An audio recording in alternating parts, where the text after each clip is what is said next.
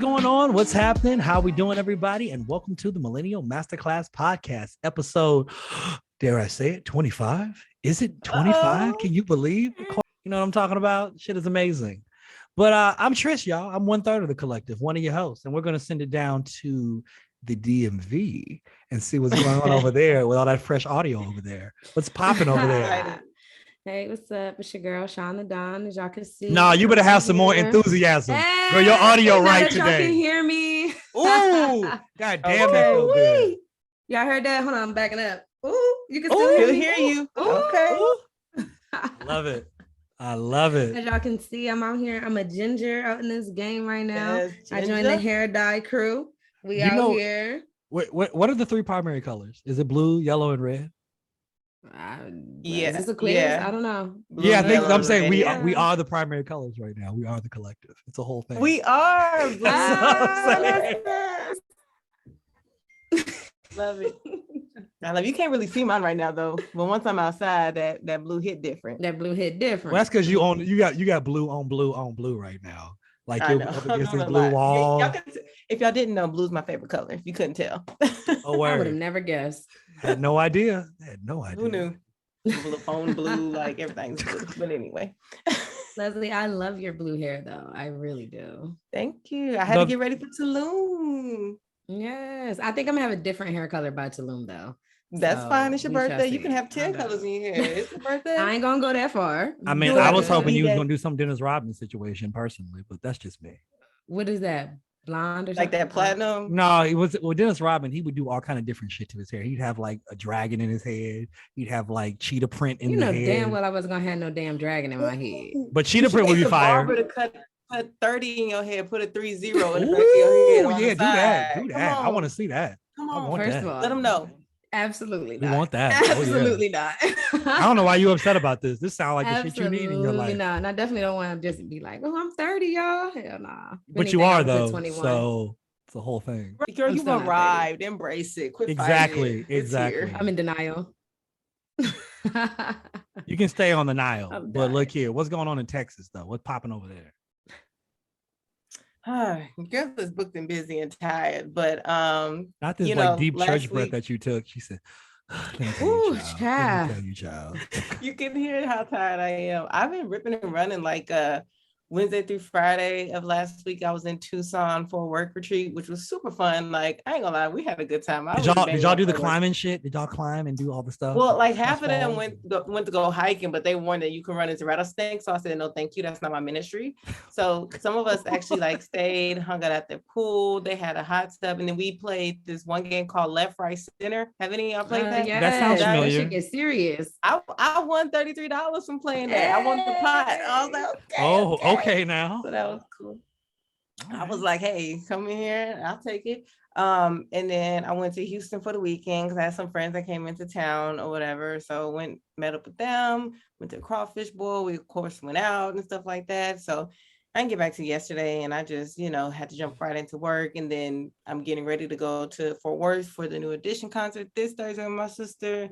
Probably spend the weekend in Dallas. I'm just like hopping from one city to the next right now. So tired, but a lot of fun. Looking forward to it. So it's all good. Wait, speaking of Fort Worth, you ever seen that show with the Black couple that renovates houses in Fort Worth? I have not. You ever seen that? It comes on HGTV. Well, drop the link if you're gonna talk about it like this. Or maybe I'm a little seasoned, but it's a Black couple. That's at 30 and you speaking like. Oh yeah, it does. Talking about HGTV. Don't nobody 21 over here talking about. Let's take all that out. Yeah, let's forget. No, we're leaving it. Embrace it. No, speaking of like age and how people know how old you are, like people know how old you are by what drink you order now. Like, what do you order when you go to the bar? Do you say some basic shit like vodka and cranberry, or what do you tell them?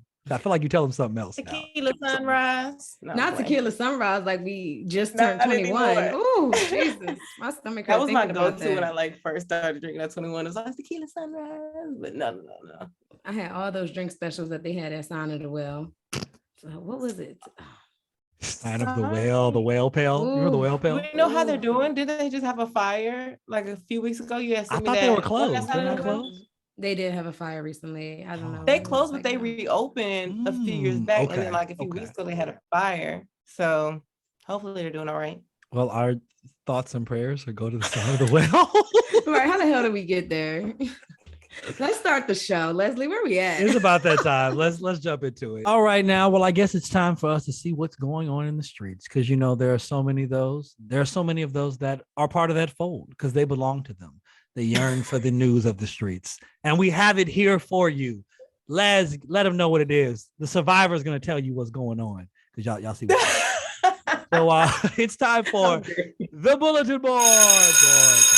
Oh my goodness. So wait, does that make me like the commander of the streets?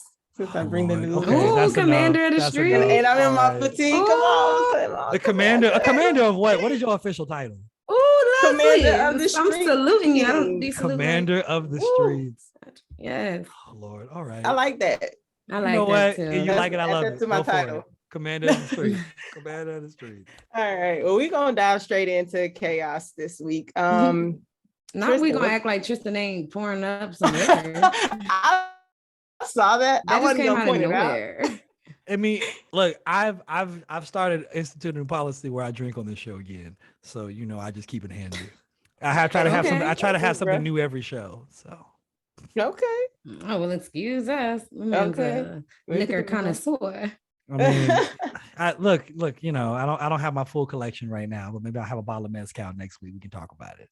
But what's going on? You chose chaos. You chose violence. So what's up, Commander? We did. And Sean started with calling you out about that liquor. So moving right along. And I'm going to have a toast. Let's start with your boy, Ye, Tristan. What's going on with Ye? He's enjoying his life. The man's getting divorced. Is this enjoying your life? A lot of things are going on. No. He had a new STEM player launch. A new CD just dropped. Popping Netflix documentary. He's a father of 4. Working hard classmate. All right. Well, we know who's a Kanye stand on here. Okay. Leslie, what he do recently? I don't even know what's crazy going erratic on. behavior. Besides all his accolades, what happened? Got crazy erratic behavior. He ain't the only one. Shit. The way y'all be going in for Kanye is so strange. It's so strange. He can do anything. He can't do anything. I would dismiss it. Y'all accepted the MAGA hat. Y'all accepting everything. This is just too much. I didn't accept it. I agree wasn't with here Sean. for So- it. I mean, he could wear a hat. I mean, I like hats. Shit, I want to wear a hat. Anywho, we'll start with the latest of Kanye news, which I've held off on covering it because there's literally something new every day and it's just so hard to keep up. But we'll go ahead and start with what happened over the weekend. So Ye has been pulled from performing at this year's Grammys due to concerning online behavior. The decision comes days after, Ye was temporarily banned from Instagram, which happened last week. He was banned for like 24 hours after using a racial slur towards Trevor Noah, who is the, daily host show. We all know and love Trevor, right? So what was the racial slur? It was coon. He called him a coon. You get kicked off of Instagram for calling somebody a coon? And it was a post, but it wasn't like he called him a coon straight up. He called him some name that had coon in it. Like if he like Kuna Gooden Jr., right? It was something like to that effect. Like it was something to that effect. I don't remember exactly because I just like, ooh, this is not great. And then here we are. Not great, you think? Yikes. Okay, so he called him a coon and got kicked off of Instagram. I didn't even know you can get kicked off for that, but okay. Yes, and the Grammys have removed him from being able to perform. He's still nominated for, I think, 4 awards. But he'll no longer be performing. As you know, Trevor hosts the Grammys, but Trevor, is adamant that he had nothing to do with Kanye not being able to perform anymore. That was just solely a decision made by the Grammy team, producers, creators, whatever. So basically all Trevor did was just speak on, Kanye's erratic behavior and how he thinks that if this was like any other person, say like a regular person like you or me, that, this would be more concerning and people would be more up in arms and they will be more adamant that like this behavior is not okay. You're harassing, your soon to be ex-wife, the mother of your children, you're giving her new boyfriend or, whatever they are to each other, death threats. You're over here creating these music videos where you're like, hurting him and stuff like that. So Trevor was just speaking to that. And of course, Kanye, if he doesn't, have you on his side or you're not his yes man, then he's gonna, start coming after you. He did the same thing with DL Hughley last week. This behavior he's exhibiting is dangerous. And DL was like, if it was my daughter, he was like, I would do something about it because it's not gonna fly or whatever. So we all know Kanye can do no wrong in Tristan's eyes. But I Right. do feel like that, like I said earlier, if this was a regular person, it would be more cause of concern about what he's doing and how he's behaving. But because like over the years, we've seen, Ye really spiral in like the negative sense of like, he has mental health issues. We know he doesn't take his medicine, and we know just like people just label him as a genius and kind of let him do what Tristan he is about to does. But I think combust. Do you see yeah, this? Chill that's what I'm out, about to say. It's Tristan. come to a head at this point. Like something is like, it's a buildup, and it doesn't feel like it's gonna end well. However that may go, I don't know what that looks like. But my thing is like, if you're so upset about Kim and her dating life and being with Pete and this, that, and the third, or you're so concerned about like what they're doing in front of your kids or how they keep your kids away from you, then why are you over here with this girl, that girl, the next girl type of thing? You're over here exhibiting all this crazy erratic behavior online to where your kids can see it as well. So it's like you over here being the pot calling the kettle black. So I don't really understand where he's coming from with all of this, because sir, you're not over here being a saint. So what are y'all thoughts? Tristan. Y'all can go first. Yeah, Tristan, I'm gonna just let Tristan go because he's about to blow up, and I don't really have much to say about Kanye West because I haven't really been keeping up. I don't know why everybody just keeps giving him more and more excuses. It's very odd. Because just like I guess DL Hughley said, if that was his child, if Kim was his child, he would have been on that. And just like I would hope my brother would be on that shit too. My dad, like, no, the way he's acting and doing this stuff publicly is insane. I agree. But Tristan, go ahead and stand. Go ahead. I just feel like, okay, this is my thing. This is my whole thing. I generally always try to be objective. Now, yes, with Kanye, it's a little tougher because, yes, he's from Chicago. We really try to give you the black mom. We had to give him the black mom face. Like, what? Right. But this is my thing. This is my thing, right? You got to think about the world that Ye is in, right? You were married to a reality. Billionaire life. I don't know. Wow. Okay. That's what y'all are thinking. Y'all are seeing the wrong parts. Y'all focus on the wrong shit. You got to think about he is in the world that he's in is a reality TV world. Your lady is a reality TV star. Everything that y'all do gets put under a microscope. What I'm saying is that this behavior that he's exhibiting, you act like it's that crazy. Did he go jump Pete? Did he go stalk Pete? Did he threatening that he's doing? Oh my God! Everybody threatens everybody. Look, I'm gonna fuck his up. I'm gonna fuck him up. I wish that nigga would come around. Oh, drug addict ass nigga. Like, oh, first off, you have real concerns. That man has done drugs in the past. Has been to rehab many times. And if he's doing drugs around like your children, doing drugs right now. I don't know that he is. I've never heard of that from him. But whatever. Look, I don't know. But what I'm saying is that's a real concern. He hasn't brought any of those women around the children. He can talk to other women. He can talk to them. They're not together. As long as he don't bring them around the children. You don't know what he brought around his children. You don't know what they he had a Northwestern Saint at the Super Bowl. Who knows if he was around Julia or that new girl? So he can't bring his children to the Super Bowl. Who admitted her drug problem. So you're saying that he didn't calling the kettle black to the Super Bowl? What? I wish you're saying he doesn't have his children around that girl, which could be very much not true. I'm sure that's what I'm saying about the kids and the dating part. Like, both sides are. I just feel like they would have said that. They've been all over that. They'd have been like, well, he'd be doing this too, because they've highlighted anything else he's been doing. So why would they tell you that? Why wouldn't they? Because it's Kanye. Really, we don't need to know any of this. None of this is even our. But that's my whole point. That's my whole point. I think that's not even my business. But that's what but that's my whole point. But that's literally my whole point, though. Because the thing is that it's because it's Kanye. That's why it gets hit under a microscope. In reality, it's nobody's fucking business anyway. What's going on between he and his ex-wife? He's making everybody's business by putting it out there. He can tell. He can talk a few things, but y'all don't have to respond to it.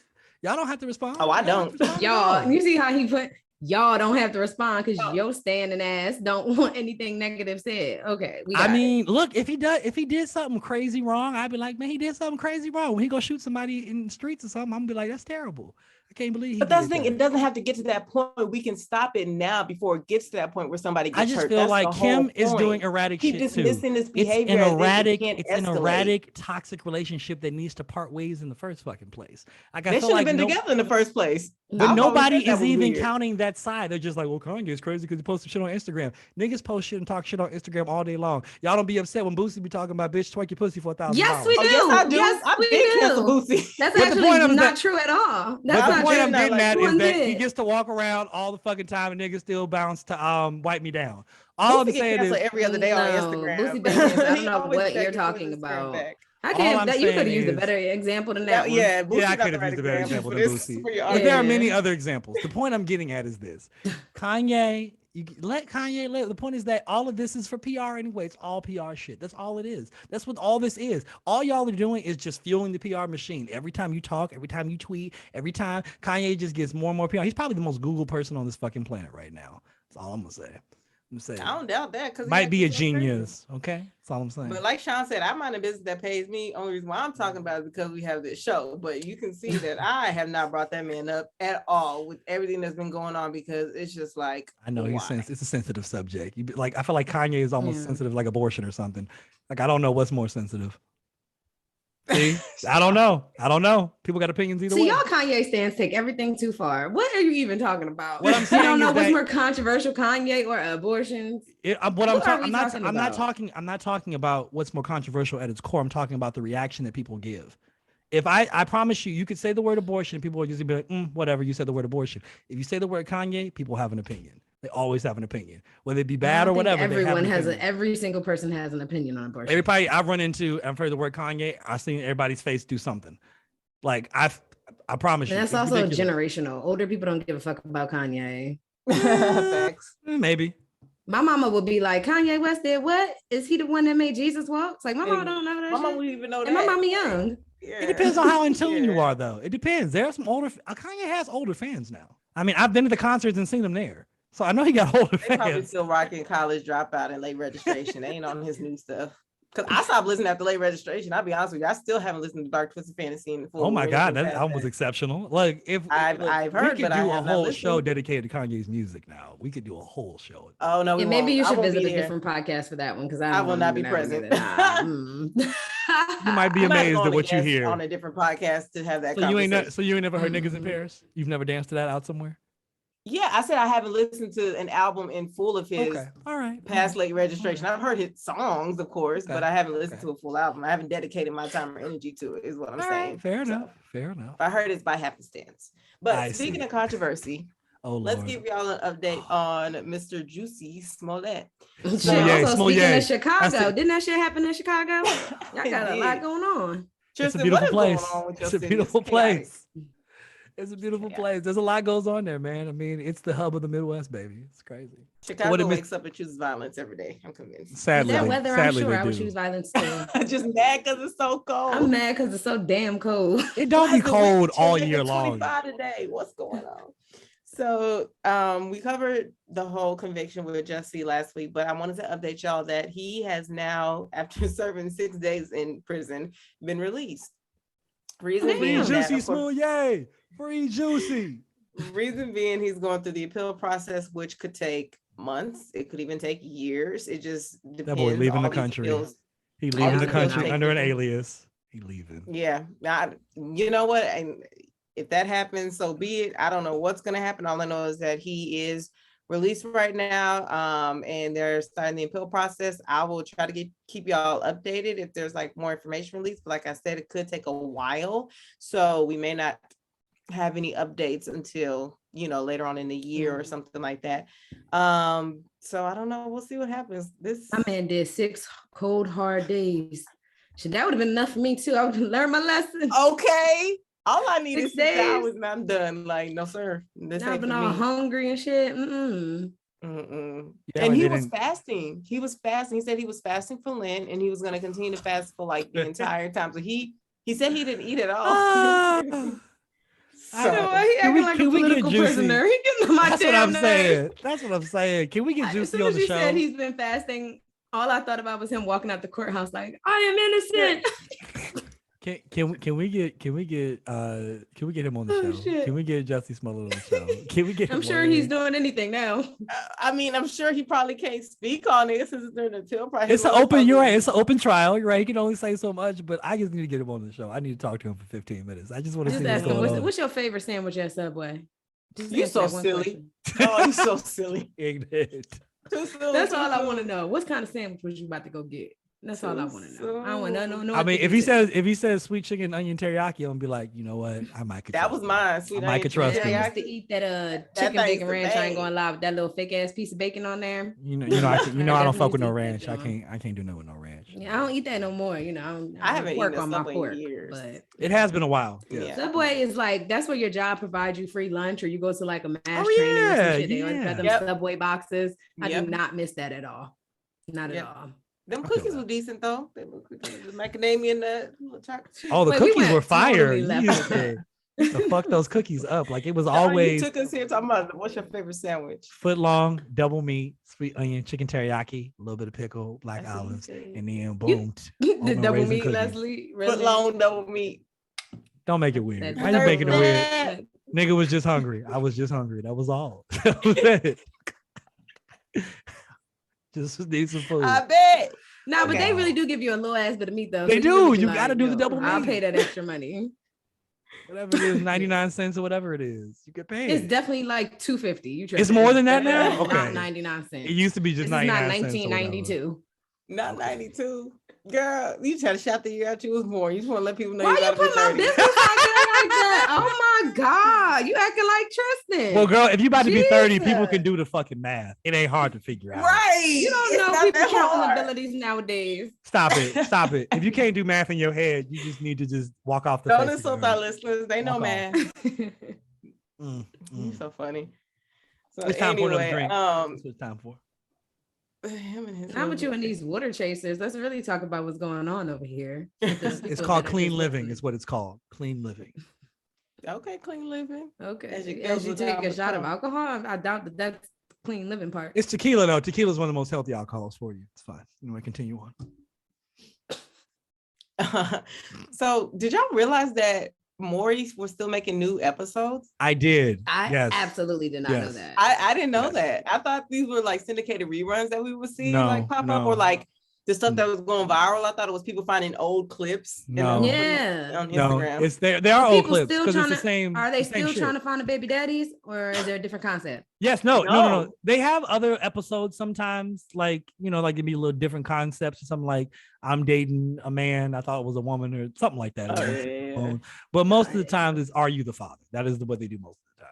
They still do the one with the badass kids, and they be like, I don't watch like that. And the parents have to like lock the refrigerator. They used to have crazy ass episodes of Maury.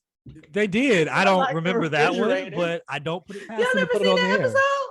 I know, but I'm gonna have to look that up, y'all. I believe it though, because they do a lot of crazy shit on there. So. Well, this past Sunday, after over 30 years, I think it was like 31 years to be exact, on air, NBC Universal Studios announced that the Maury Show will come to an end once this last season ends in September. Well, the thing is, Maury came out, probably just old. He wanted to retire 6 years ago. Like Maury been done. He was like, I'm ready for assisted living. I'm ready to like chill. Assisted living. Go that far? What? He's being funny, but he's basically saying he's tired. He's old. He just all them paternity tests took a toll on my man. That's crazy. I don't blame him. All that running after people and stuff. Well, he didn't do no running. That was the cameraman. The cameraman, he didn't do no running. Yo, the chase was always the funniest part. The chase was the funniest part. It's like they had to find actual like high school track stars to be their cameraman in order to keep up with the people who were running, because they would be like going through this whole maze. It's not even that. It's a guy named Joe with a long lens. It was a clear runway though. They knew. That guy was just smoking a cigarette. He was right. Oh God, it's time. All right, let's go. It was all they probably had marks on the ground and everything. Go this way. Like a little pathway, like here, X here. Yeah. So yeah, it'll end in September when this final season comes to an end. Maury said that he decided 2 years ago that this season would be the farewell season for his show, and while his retirement is bittersweet, he's happy to be able to spend more time on the golf course. Like I said, he's older. He just wants to relax. Over 30 years on TV, that is amazing. Like that's a grip. There's not many shows I could say that, besides some of these like soap operas and Grey's Anatomy making a run for it. Crazy. But yeah, or like a SVU, like they're making a run for it. But a lot of shows Mariska don't last. Haggerty to sit her ass down. I just need Mariska Haggerty to sit her ass down. You said who? Mariska Haggerty. The one that plays what's the name? Olivia. Olivia need to continue doing what she doing. That's all. Get that money. I forget that you a Law and Order stan yourself. I gotta watch last week's episode today. I fell off like 2 seasons ago. I need to catch up with that in Grey's Anatomy. Damn, but before we, is $80 million. I gotta just ask this question: 80? Who make $80 million? Maury. Oh well, that's real. But no, that brings us to this point. What do you think his last show is gonna be? They're gonna bring out all the baby mamas that's been on the show. They're gonna bring out all 100 of them. Like an update. It gotta be like the top baby mamas, like everybody. Yeah, like the baddest, craziest baby mamas. Like yeah. It's gonna be like the kids with the kids, because if they started in the beginning, them kids is over 30 now, so it's like they can have kids. Right, right. And then I think what they need to do, I think this is very important. I'm gonna look right in the camera when I say this, Maury. I want you to give your cameraman a farewell send off. I want you to line them all up and show all of them. And then everybody needs to stand up and applaud because that is part of the show. Everybody just need to stand up and applaud. Thank you for chasing after and running these people down for years. We appreciate all of you. I want all the cameramen ever worked on Maury to come to the show and be honored. I want that. Maury, do this. Do this, brother. We need this. All right, I got one question for y'all, for real. Okay. If you found out that your mama or your grandmama was on an episode of Maury before you was born, would you watch it? Fuck yeah. You have to watch that today. You have to watch it. I don't think I would have to, but I'll be like, oh my God. Now, wait a minute. If there's like a tagline. So you will watch it, Tristan. Leslie, are you watching it? We don't know what the episode is about. We don't know. We don't know. You don't know. You just know that your mama was on Maury before. Yeah, I gotta watch it. I gotta see. Because now when she says if it's something wild and crazy, it's like, do I want to see you in that light? Do I really want to know that? I mean, everybody's gonna know, so you're eventually gonna find out anyway. So I guess you might as well watch it, but it's just weird. I just feel like I would use that as blackmail material. So whenever she be like, I don't think you're doing this right with your life. Well, I don't think that you should have gone on Maury. Okay. Well, here we are. I can make every terrible decision now because I was never. That's what I'm saying. Right. You want to do porn? Do it. So what? You was on Maury. Yeah. So what? I made a sex tape, and so what? And you could definitely always throw that back. Yeah, that's funny. So I think you should definitely watch it. I will be watching it. Absolutely. My parents would never do it. Thank you guys. That's all I wanted to know. Mine either. Why did you find out your mother was on Maury? I wouldn't be surprised, but I don't know. I know my family kind of crazy. I don't think they're going on Maury crazy. Like everybody got private crazy moments, but like when you want to go on TV and be like, man, I didn't know she had a penis when I met her, dog. I had no idea. Why do we need to know this? What the fuck? Why are you here? Like why are we here right now? Why did you share? Why are we here? And then, anyway. And then you don't know who the father is out of 5 people, and you're like, well, I don't know who it could be. We'll just invite them all here. We'll figure it out. Why? It was a good weekend. What can I say? It was a good weekend. No, I'm playing. Yeah. I'm playing. Just there for comedic relief. Oh my God. Oh my gosh. Okay. Anything else on the docket, ma'am? Nah, I'm gonna just cut it right there if I say something else off the wall. So y'all know I'm gonna keep my ears to the street and report back next week. It's the Commander-in-Chief signing out. Oh hell no! Peace out. Peace out.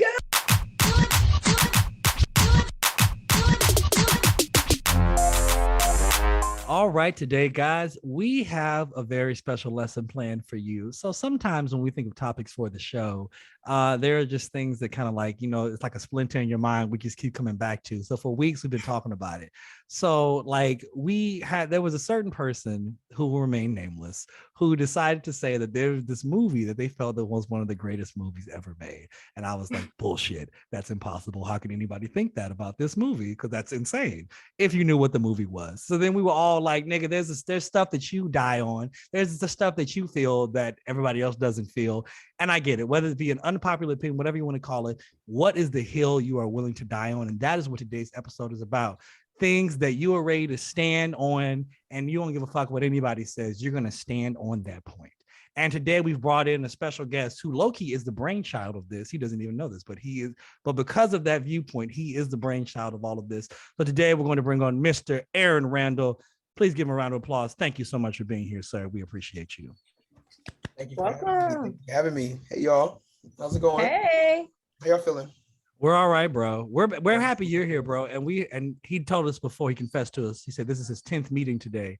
So the fact that he's here with us and stuck it out, bro, we appreciate you, bro. We appreciate you. Thank you. I'm just happy the sun is setting after 6 o'clock at this point. That's all I have.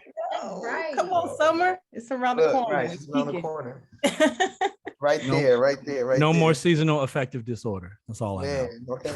And did y'all see that the Congress is voting to do away with daylight savings time? It's about time. Really? It's been around for 70 something years. They need to be getting rid of. Right.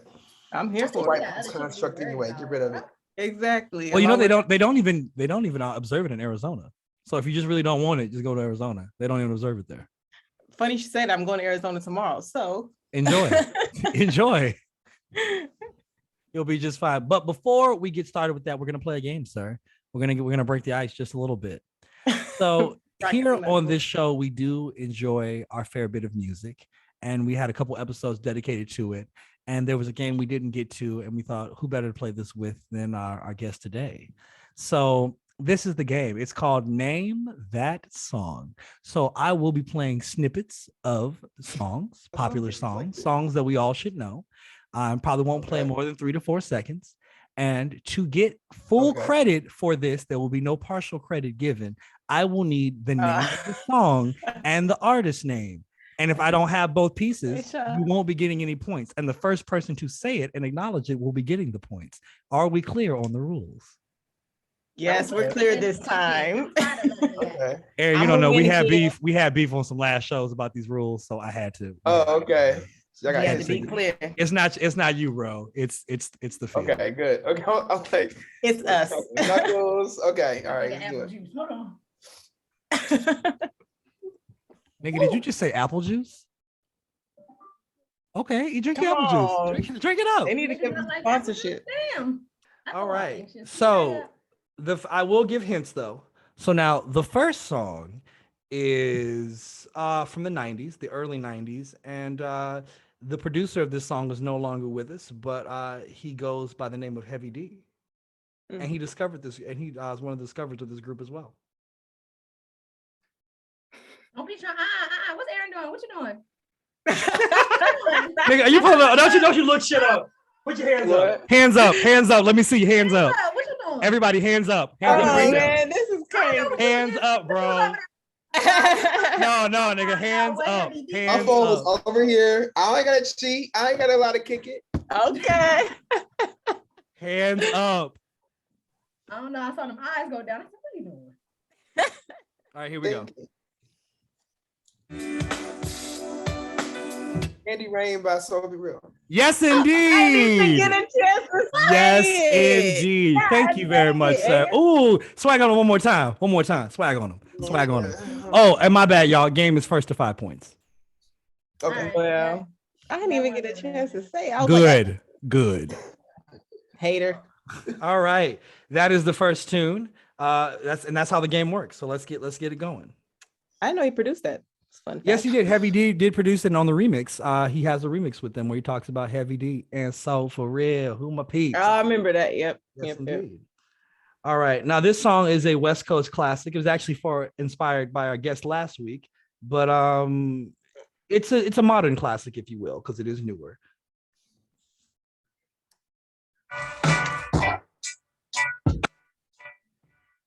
That's Nipsey. No. Wait, Nipsey Hussle. Thank you. Excellent job. Hustle to motivate Nipsey Hussle. Thank you. Sir. I couldn't hear it. I knew it was Nipsey though, because of Chubb. Damn it. This was a bad guess for this. It's so good.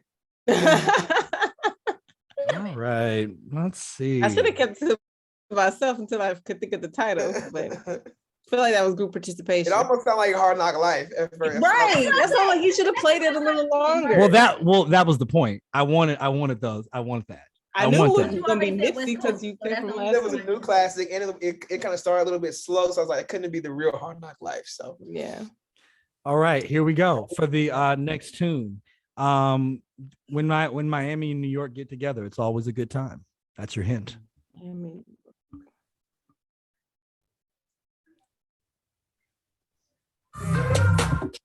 bitch whip doesn't hang. Rick Ross, with me, you know I got it. What is it?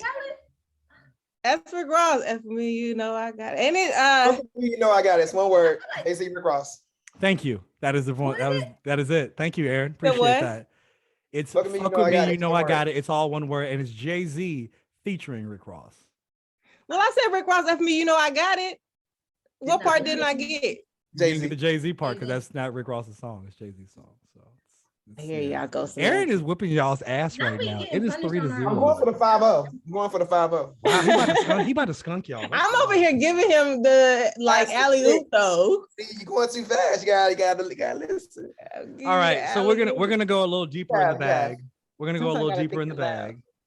And we're gonna play another song from the late 90s, actually. Definitely a dope tune. So here we go. Don't mess with my man, Nivea. Incorrect, but I like that energy. That is not it. That was not Don't Mess With My Man. That was not Don't Mess With My Man. No, I said incorrect. Who said correct? Where my girls at 702. Excellent, good job. I'm like, that's not Nivea. I was so busy trying to correct me. You could have given your answer. I mean, I was trying to think of it. That's your problem.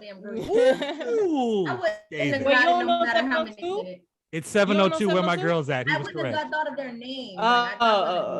Las Vegas' own. Did y'all know they were from Vegas? That's why they're 702. It's the area code of Vegas. Wow, I'll never do that. I never knew that. Celebrity I know from Vegas is Neo. Neo's from Vegas? Yeah, he is. He's from Vegas. Yeah. Yeah, I didn't know that either. Yeah. I had to have musical facts because Chubb was on last week and I couldn't be outdone, so I was prepared. But it's fine. All right. Well, this song could be the game. This could be game point. So I guess I need probably to will be song. How about you, Aaron? Yeah. Okay. Yeah. Okay. I got one for you. So we're gonna go. This is gonna be game point. Now, this song is a good one. This artist is a West Coast native as well, and actually made a cameo on the show Insecure. Third Devils. Hey, and we have a winner, sir. The Evils. Oh, now I'm gonna got that one. Excellent. I was thinking Ty Dolla $ign. He was on Insecure. Yes, but sir, I actually, remember that episode. yeah, I'm sorry. I should have said he performed on this. Well, that would have been too obvious because that was Vince Staples, that was Sir, and there was somebody else. But yeah, man, excellent job, bro. Give it up for our guest. Aaron. So much. Crushed us. Thanks. I feel like I should get partial credit for a couple of those. I want to thank you because you should get a little credit for that for sure. No, she shouldn't get shit. There's no because I want to thank you because Leslie has won the last 2 games, and the fact that you just came in and spanked that, I really thank you. All right. That's the reason why I'm happy because Leslie didn't win. Yay! It's my haters. It's cool. It's cool. We family, so win for him. Queen, yeah, we good, Queen. You got it. You got it. Well, all right then. So again, today's topic is the hill you are willing to die on. Like there are some things that you just feel like this is the way it is. Like I always remember my biology teacher. I used to love her, Mrs. Shook. That's my girl. She's amazing. Miss Shook. Yes, Mrs. Shook. Yes. That's a great name. And she used to say that the greatest movie of all time was The Last of the Mohicans. And she had many reasons as to why. She even taught us how to win an argument doing so. You'd have thought she was teaching law and not biology. And she'd be like, you want to make sure you have your glasses on when you do this. I'm putting my glasses on. I'm going to do it for you right quick. No, Lord. And the movie was fantastic. It was in North Carolina. The scenery was amazing. It was well acted. It was well written. And you know what? It is an epic. And she would say this every time. And so I think about that every time when people have a strong conviction to something, Mm-hmm. So we're going to start. Wow, you've missed out. It's fantastic. It's a book too. Check it out.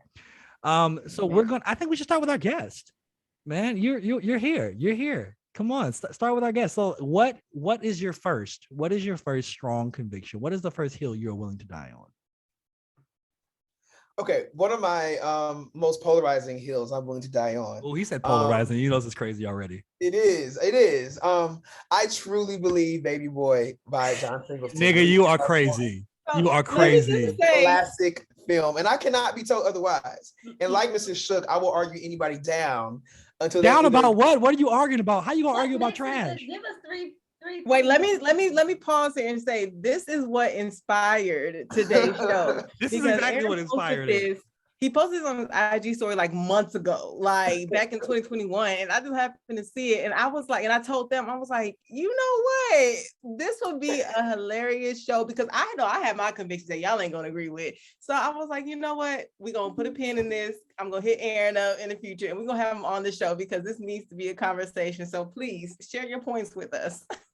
Also, just point number one, John Singleton does not make bad movies. This is a man who by 24 had a best picture nomination. He was chosen to do the MJ video. You Rock My World. Is that the one he did? No. The one where they in Egypt. Oh, remember the time. Remember the time. Yeah. Remember the time. Like by 24, your man's had a best director Oscar, a best actor nomination for one of his films. He was doing MJ videos. This the man who gave you Poetic Justice, who gave you. You giving him his credit is not this movie though. It's not this movie. No. So the basis being he does not make bad movies. Second of all, better than Bad Boy. Second of all, ironically, what's so funny to me is that this is one of the rare instances, one of the rare movies that it's Black people who don't like this movie more than like everybody else. Like if you look, people always gag at this, but if you look on like Rotten Tomatoes, that's like an 81% like approval rating. That's because white people felt like they had to do it. They were like, well, I guess we gotta. I agree with you on that. I feel like white people will definitely get that white guilt in their stomach, and sometimes like shit that we be like, you know what, that wasn't all that fire. And this is one of them. And this is one of them. This is the when he was living, one of his last great reviews before he died. Roger Ebert gave it 3.5 out of 4 stars. Kids don't know because he had Alzheimer's. The nigga didn't know what he was watching. He was fucked up. All his excuses. Also, like Tyrese aside, which is ironic because look, I'm not delusional. Okay, Tyrese aside, because he wet the bed pretty much. But Big Rames bought it. Snoop bought it. Omar Gooding bought it. I said bought it. Like this to me was Taraji. I love this movie because to me, I think, and a reason why I think that so many Black people don't or feel a way about this movie is because it's kind of like, you know, telling the house secrets to everybody outside the house. Like I feel like so many people see their cousins, see their aunties, see their personal family stories in that, and it can be kind of unflinching because like. So you need to make that movie. So you need to make it a snitch. You need to I just feel like that I think sometimes the greatest art puts a mirror to ourselves, and that's not always the best thing to look at. And I feel like, see, look, I'm giving you Mr. Shook. Don't get mad. I know you shook. He's over there shook. I'm done. But no, I'm like, it's interesting because when I first saw this movie, it took me 5 years to get here, y'all. Like, I didn't really think twice about Baby Boy. So I was like in college, and I began to like actually study movies and how they're made and all that. And I was like, this shit is low key, like really good. Like, I think the acting obviously leaves more to be desired, but that's why I say I think it's just a classic film. It's the best film ever made. No, I was just joking. But like, I feel like it is a singular film that occupies a space in just like cinema history that few other films do. Like, I can't think of a film that's similar to Baby Boy. And if y'all can, please let me know. Like, I feel like it's just classic and just like the tale that it tells, how it tells that tale. And I'll end with this. One thing that I love is that it is independent of the white gaze. There is almost no white people in that entire movie. And I love that. I love that. And I love that it forces us to come to terms with everything in that movie and what it's trying to say. And I love that it one lays out the inequities and the unfairness of life as a Black person, as a young Black man, but it also doesn't look to put that blame anywhere else. Now, could we in some instances? Of course we could. Racism, just the way that America is systemically built, of course we can like assign blame many different ways to many different people. But I love how it asks us, well, what role do you play in this? And how do you plan to get out of this? And I think all that together just makes for a really rich and interesting movie. And one that 20 years later, I can still watch from front to back like it's nothing. Like if Baby Boy is on, it's like The Godfather. It's like Titanic. Could you really not just wow? You really put those right together instead of the same. It's getting watched. It's getting watched. I did. Yeah, make sure you watch it. You said The Godfather and Baby Boy in the same sentence. Wow. Yeah, you heard it. Yeah, Godfather, Baby Boy. What's up? You don't see that baby in that goddamn womb. Right. I'm like, what? There goes my next 2 hours because I'm here. I'm plugged in. Before we move on, so much that I will watch it on like VH1 or MTV with all the like blurred out cuss words. I'll watch it through that. I love it that much. That's how I feel about the movie. We need to address some stuff then. Curse words, that stuff be cracking me up. They be like, right. Mother loving. Right. Oh, when they substitute the words, that'd be the wildest shit. When they substitute it, I don't give a what they said. A monkey frying. Why does like VH1 like only seek out the worst, the most obscene movies to play? Like VH1 is like VH1 low key. Like I don't know like what that like actually stands for, but I'm pretty sure it stands for trash. Because all they do is just play the wildest shit. Like, they could possibly. Get it. How many times have they show Showgirls on there? And like, why? Why would you show Showgirls on there? Not Showgirls. Why would you? But we need to address a few things about this, sir. Because now you stated your case. I appreciated what you said. You made some good points. That was very brave of you for sharing that. Thank you. But can we talk about just a couple of scenes in this movie? So let's start out with the fact that as soon as Ving Rhames is naked in the morning cooking breakfast, already I'm lost. I'm already like, what the fuck are we watching? What is going on here? Okay, and then like somebody anxious stepdaddy in the kitchen cooking breakfast. So I thought that screamed regular to me. That was not at all regular to me. I can't say I've ever in any point in my life got up and then caught an eye full of old ass cooking eggs and bacon. Can I tell a little story that actually happened to me one time? Oh god. So that's my point. Everyone can recognize. Everyone has a moment where they're like, you know what? You think it don't happen, but it happens. Actually, so this when I was still living up there in high school with my aunt, and I hope she don't hear this. She gonna kill me for telling this story. No, tell this story. You just started now. Tell it. Well, her boyfriend was, staying over and stuff like that. So it was one I was getting up to get ready for work and stuff like that. And I opened the bathroom and he was there, like the door wasn't locked or anything. I didn't expect him to be in there or whatever because it was super early and I was getting ready for work. He's just standing there naked in the mirror, just ass all out, just here, just in all glad. I closed that door so fast and I just ran back in my room. I was like, oh my God. I was like, I gotta get myself and get out of here. I gotta go. I mean, why didn't you knock in the door though? Because I wasn't expecting him to be here. I didn't know he slept over. Like she didn't tell me. Okay, I got you. Like, oh, it's only here, that type of thing. But like that didn't happen. So I didn't know he was there. So you really did see old booty. I really did. Like 50 plus. I was like, oh. Fresh out of jail? Was he out of jail? Was he fresh out of jail too? No, he wasn't fresh out of jail. So what value did that add to the movie, sir? Can you shine some light on that for us, please? Being Rhames? I think that it's for one, it's cinema, right? So it's always going to like try to be a little campy and like communicate an idea in a kind of an outlandish way. That's what cinema does, right? It doesn't always have to be exact, like one-to-one realism.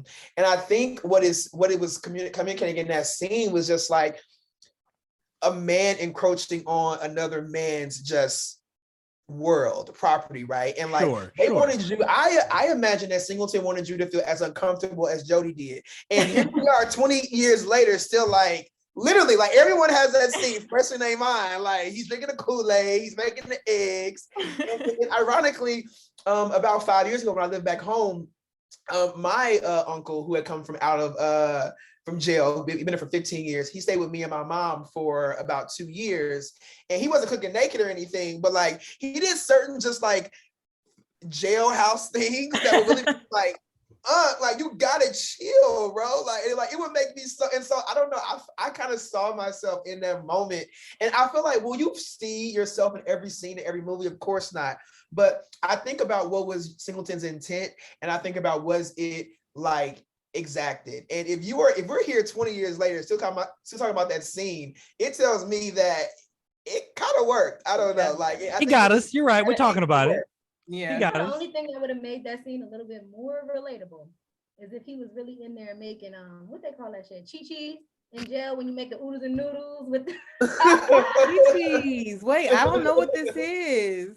It's a hood nigga thing, right? You're not gonna know it unless you go to jail. People that are in jail, they like get oodles and noodles and like they fucking try to salt bag the oodles and noodles.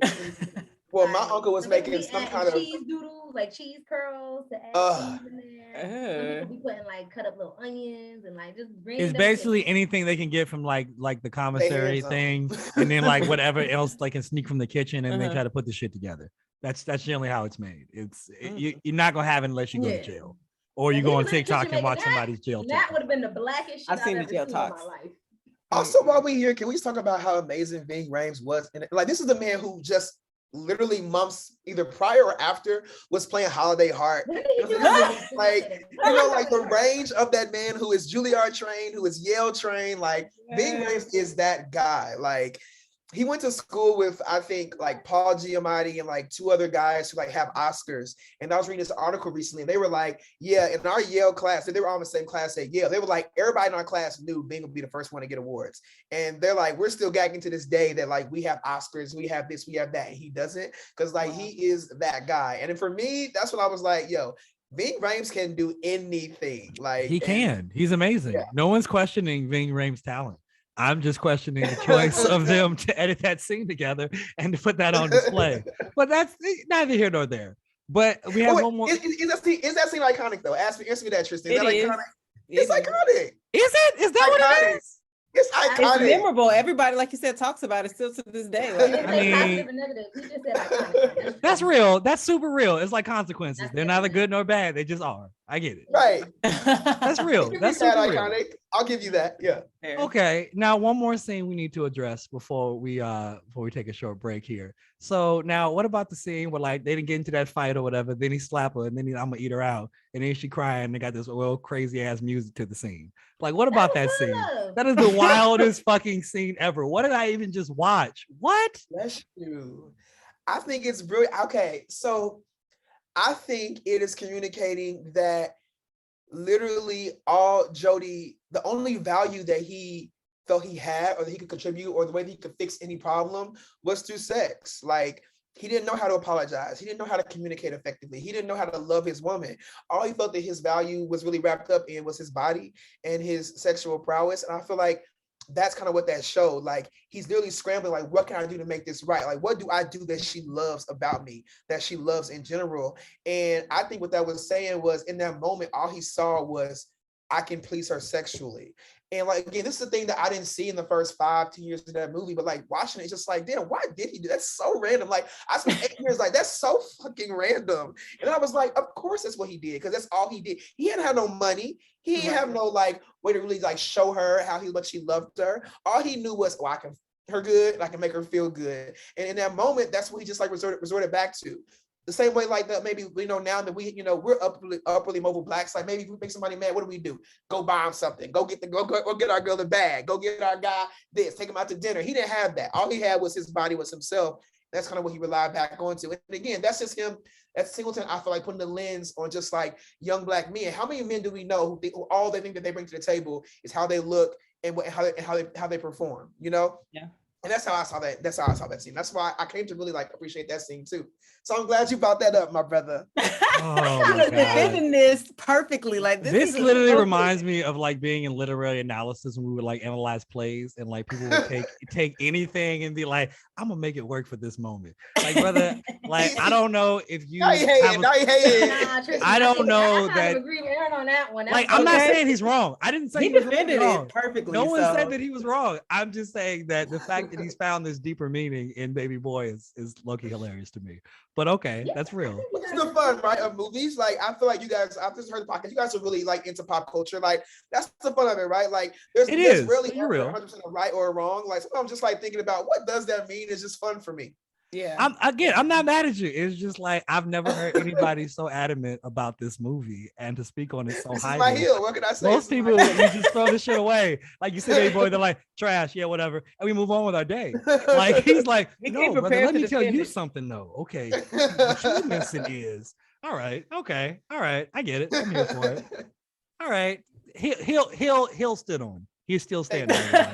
He's still standing. You gotta agree. Just respect my heel, please. Thank you. We respect your heel. No one's coming to bulldoze your shit, bro. It's still there. It belongs to you. It's your land plot. Okay. Look, I've been mush before. Like, we don't want to hear it. No, this is no. We will not listen to this Baby Boy shit.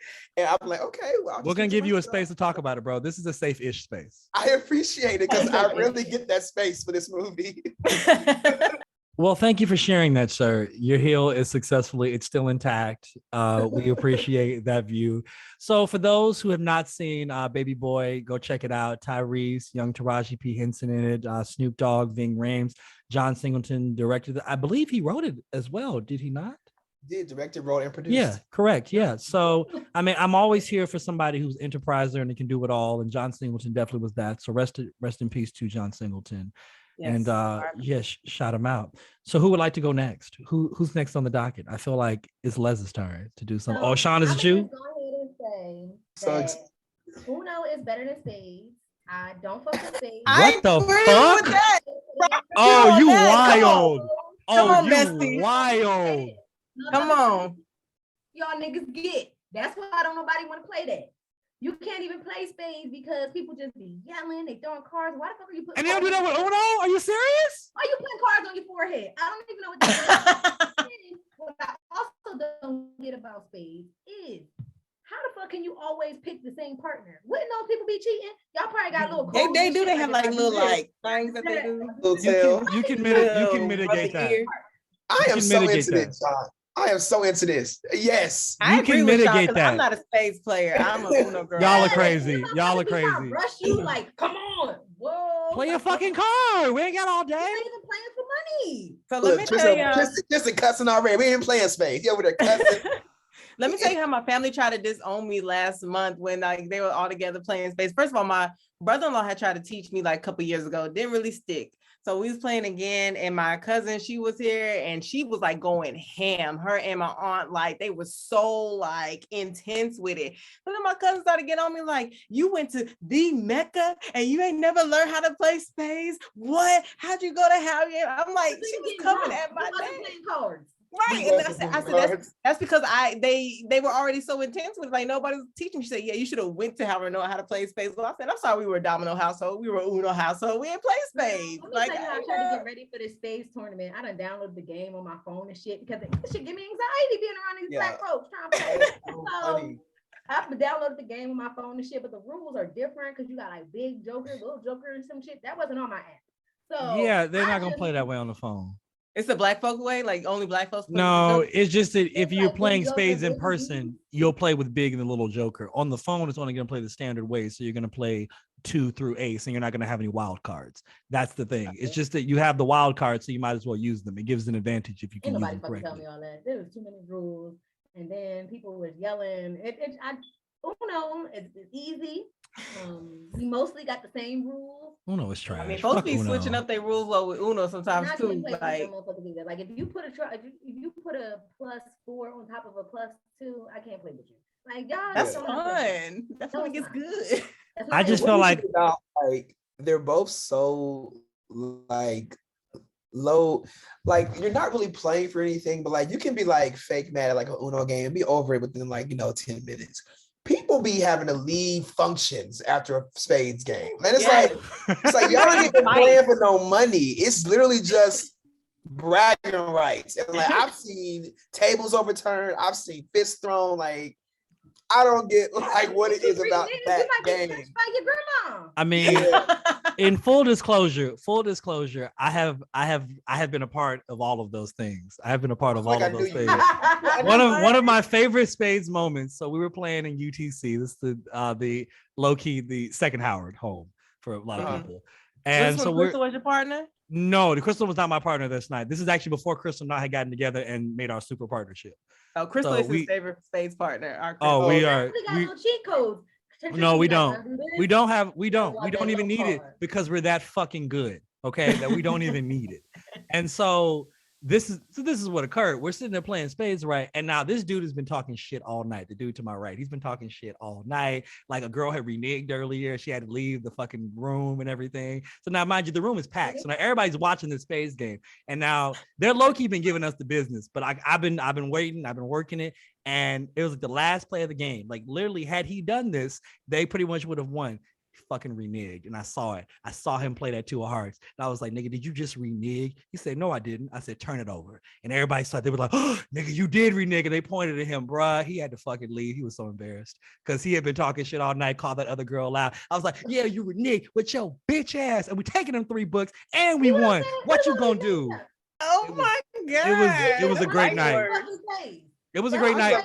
Podcast just on spades and the culture around it, to be honest. Look, like, I'm gonna tell you right now, literally one of my favorite things to do is to go into a spades place and whoop somebody and tell them I'm gonna do it and then fucking do it. Like I remember one day I was in the park and there were a bunch of gentlemen just sitting there playing. They're like, "Do you want to play, young buck?" I was like, "I'll play." And I was like, and we were losing. I was like, "We're gonna get these 6 books right now. We about to get these books." And we got them. And they was like, "That never happens." I'm like, "It's gonna happen today." And we won. I'm talking about spades, baby. It's a good time. What does it take to get that good? People in a card game? You don't. All it is. First off, I love beating anybody in a card game. I don't give a fuck who it is. It could be kids. I beat them. I don't care. Like, I'm gonna beat you. It don't matter to me. But no, it doesn't take that long to get good. It's just that you got to count. You just got to pay attention and count. That's all. Because you have to pay attention to which card's actually going out to know what's left. You just need to count. If you're counting in your head, you can generally tell what your partner has. Generally, y'all are gonna know. Like, I'm gonna be counting and having a good time. I'm just here to what do you mean? You just do it. I'm not trying to focus on all of that. I'm just trying to have a good time. You put it on autopilot. I could talk about it for days. Leslie, you can go ahead with yours, but y'all know mine. Who know better than spades? That was strong. I really. That is crazy. Spades is so much more skillful. There's so many more skill involved, man. I'd love to see like a Twitter or Instagram poll to see who would agree with you. I feel like a lot of people would really agree with you. I mean, we're gonna do a poll about this. Put that on This is the poll. This is we're putting this in the story. I'm put that in the poll. You'll get your answers. Sure. Oh yeah. We know who's gonna win. But all right, Leslie, what you got? What you got? I mean, I feel like everybody knows I'm gonna do this one because I mean, Pretty Ricky is the best group ever. That's fucking wild. I mean, That's wild. That really can't be what you're saying. That really can't be what it is. Like, that can't be what it is. Well, first of all, it's actually part of that. So Blue Stars is the best album ever made. Nigga, what? Don't fight me, fight your mama. And arguably Pretty Ricky is one of the best groups. I'm fighting you. I'm fighting you. I'm fighting my mother. She don't believe in this shit. Did I not say this? Why would you fight me? Like when you think of like replay value, like oh my god, literally listen to Blue Stars every day and not get sick of it and literally know all the words. Let me see exactly what songs is on. I will say that motherfucker stick like grits to this day. And like it's an amazing album. I'm gonna pull it up right now. We're gonna read the track list off. We're gonna read it all. Oh, we can go Playhouse. Low key. We can go my favorite, Your Body. That's our favorite karaoke song, Tristan. Don't act like you don't perform with me every time. I ain't saying that I don't fucking love it. I'm just saying that like the best shit ever. Yes, that album is a classic. That is literally one I could listen to over. I mean, and over. I ain't gonna lie to you. Can't Live Without You. I would play before I ran every track race. Like that was my jam to get hyped before I used to go run. Like I'm not gonna lie to you. Like it's an amazing album. And actually, I'll never forget the girl that put me onto it. A girl's name was Michonne. This is back in high school. Like she was the older girl I had a little crush on, and she was like, "Oh yeah, you're gonna love Pretty Ricky. This is your jam." I'm like, "Is it really? Tell me more." And then like that was the CD. You put that on, everybody knew what time it was. So I mean, you're real, but like the best shit ever, like ever. No, seriously, I remember best album ever. Around Pretty Willie was out doing his thing. MySpace was popping. It was Black Planet first. Could you set the scene more? Yes, you said Pretty Willie was popping. Black Planet, MySpace was popping. I'm setting the niggas was wearing Jabot jeans. Horses were hot. We were on our little black compact computer over here doing our little marquee on the little Black Planet, setting up our page and everything. Shout out to everybody in your phone. You had just a long list of names that you were shouting out. Right. And I remember the first time I heard Grind on Me. I was like, what is this? Oh my gosh, I made that my song. And then shortly after, the album came out summer of 2005. I remember riding in the car with my sister, her best friend, and my girl who's my sister's best friend's cousin. All of us was like a little group together or whatever, and just riding in her car. The blackest shit I've heard all day. My sister's best friend, cousin. Summer. Fully rats. Oh my God. Like I to this day remember all of that. And it has stuck with me to this day. Like y'all know I go hard for Pretty Ricky. Every time the Millennial tour rolls around, I'm in that thing screaming and singing my little heart out. Sean can attest to this because she's with me the last time, singing every single word. The first time I went to Millennial Summer in 2019, as soon as that came out, Shonda and I just ran to the front of the stage, like just screaming, just singing, just like I freaking go hard for Pretty Ricky. Oldest people in the front. And that's fine. I'll be that. But I just wanted to shout them out and let y'all know that they actually did go gold and platinum. So it's not just like anything that's based off of nothing. No one's saying that it wasn't successful. We just said that like of all time though. of all time. What other album can you literally like play no skips? Confessions, play every Confessions, day? Voodoo, so many albums. What are you talking about? Like Erykah Badu, Miles Davis, Blue Note, Baduism, yep, Mama's Gun, yeah, Baduism. like any Maxwell album. What are you like? There's so many albums you can play. Alicia Keys, Diary of Alicia Keys, fucking Maroon 5 songs about Jane, like Chris Brown first album. Just throw Blue Stars in there. And Blue Stars. And Blue Stars. So I will say, like one of my unofficial ways to know if an album is classic or not is like when not even through listening through the whole CD, but like just over time, do you slowly hear almost every song on the album? Like that's how it was with like a Thriller. Like before I listened to Thriller the whole way through, I just heard Human Nature, Thriller, Baby Mine. When we started, I just heard it in different places, and that's actually how I came into. I feel like Blue Stars, like. Through house parties, like I feel like I heard Playhouse, I heard Ground With Me, I heard Shawty Be Mine, I heard Nothing But a Number, I heard Get You Right. I was like, damn, like it's every single album. I ain't never heard Get a Little Closer at a fucking house party. I've never heard Get a little closer, baby. I wanna get to know you. Yeah, I did. Don't get me started, cause I'll go. Come on. I mean, I've definitely heard Call Me. I've heard Call Me at it. They mixed that in Me, before. I heard so I can make it just if I get Call Me. I'm telling you, don't get me started. I'll sing this whole album down. Let's go. This be the whole episode. They had that. I will say that came out of nowhere. It was an amazing fucking album. I mean, it was great. It was really, really good. Like I have some good times to it, but like if you were talking about Tristan, I need to list your top 100 albums. I don't know if it's gonna be top 100 albums. Top 100. I don't even know if it's gonna be in there. I don't even know if it's gonna be in there. Come on. There's so many other albums that have existed in life between then and now. It could be 101, 103 maybe, but I don't know if it's gonna be top 100. For sure. Oh man, I may have to put a list together just to see. What hill you dying on? Because I'm still standing on my Pretty Ricky Hill. Okay. And that's fine. Kristen, what's your hill? You hate all of our hills. What's your hill? Okay. He done said on all of our hills. All right. I'm gonna tell you right now. This hill is it's irrefutable. It's undisputed. Okay. The thong song is the most passionately sung ever. It is the most passionately sung ever. There's nobody that has put more passion in a record. Nobody. Cisco did the same verse over and over, and it built, and he built, and that's what makes it such a flex. That's what's such a flex on it. He used the same verse 3 times, and you still got just as excited every time the shit came in. And then at the end of the song, he had to let you know. And then the things that he's singing about a fucking thong. What, a thong? Who gives a shit? But yet I care now. What? Are you kidding me? Like, and then at the end, he's like, in case you didn't hear me, I don't think you heard me, but I like the way you moved that thing. I see you, baby. Telling you. And then did a modular shift, did a key change, went up an octave, flipped on bitches and whatnot. It was amazing. Like the thong song is the most passionately sung song ever. Fight me on it. It's irrefutable. Because what is more passionate than that? I'm waiting. No. Forever My Lady. Forever My Lady. Jussie was on their knees in the rain. Okay. And Cisco was on Bitches in the Sand. What are you talking about? Walking on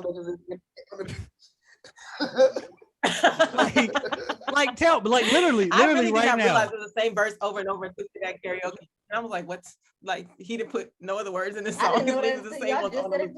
Like, go back and listen. It's literally so scandalous. But what I'm telling you is this though. Okay, if anybody hears that song, right, when you start thinking about that song, you start getting hyped. That boom, boom, boom, bang, you start screaming. You start getting into it. Like I want a lip sync battle with that song. You know what I'm saying? Because people understood the passion that was going on. I haven't heard the thong song in literally 15 years, but I have to go back and play it tonight. Make sure look, and then for all of those people who really want to know about the thong song, like, damn, he did go in, huh? No, I'm telling you, I'm telling why you blasting that, bro? What's going on? look, and then what's really crazy about it is you got to hear the story behind how the thong song was made. I'll give you just a couple highlights, but like they're the two producers. They produced for everybody, and they produced for Michael Jackson. And the reason they were trying to make the thong song beat was because they were trying to get the notice of Michael Jackson.